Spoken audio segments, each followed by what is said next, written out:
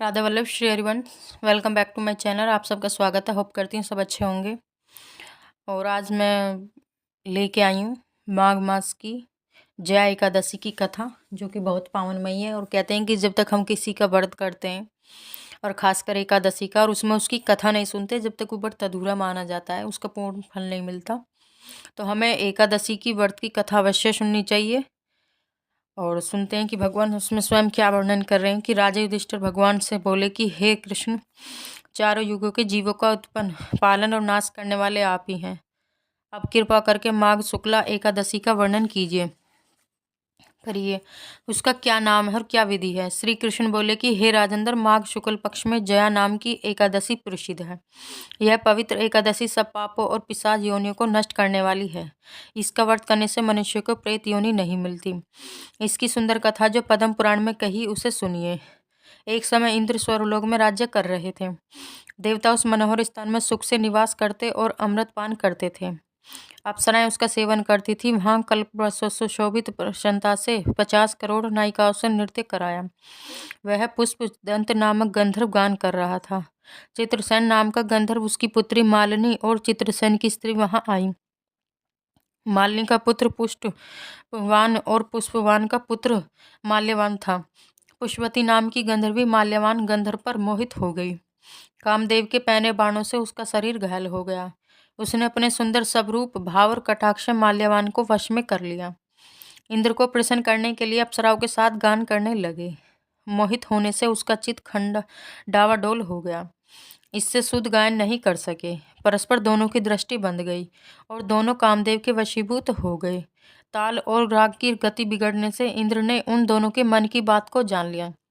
तब इंद्र ने अपमान समझकर कुपित होकर उन दोनों को शाप दे दिया कि मेरी आज्ञा भंग करने वाले मूर्ख पापियों, तुमको धिक्कार है। तुम दोनों पिशाच रूप हो जाओ, मनुष्य लोक में जाकर अपने कर्म का फल भोगो।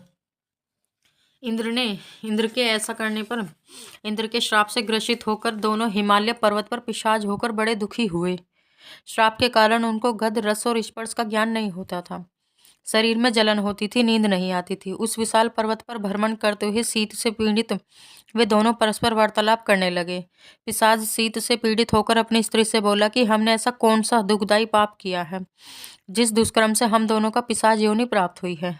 मैं पिशाच योनि को कठोर और निंदित नरक समझता हूँ, इसलिए किसी प्रकार पाप नहीं करना चाहिए। इस प्रकार वे दुख से घबराकर चिंता करने लगे। देवयोग से माघ शुक्ला एकादशी आ गई।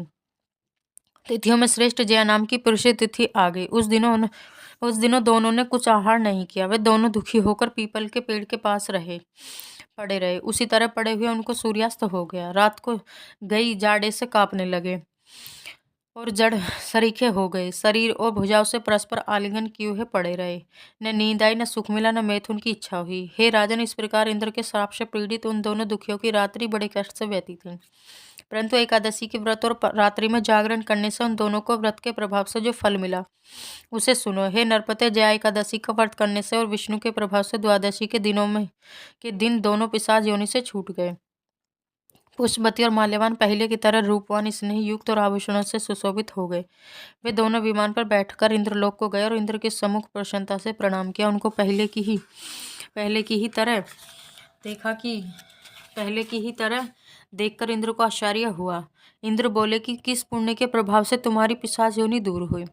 किस देवता ने तुझको मेरे श्राप से छुड़ाया? माल्यवान बोला कि वासुदेव की कृपा से और जया एकादशी के व्रत से हमारा श्राप मोचन हुआ।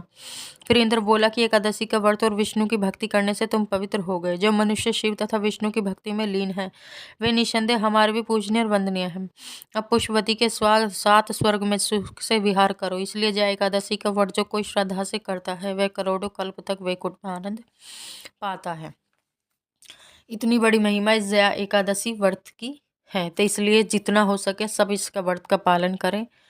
और जैसे जिसकी स्वास्थ्य के अनुसार अपने का इसका व्रत का पालन करें, अच्छे से इसका पारण करें और अच्छे से इसकी कथा श्रवण करें और सुने कि इसका कितना बड़ा महत्व है। राधे राधे, श्री हरि।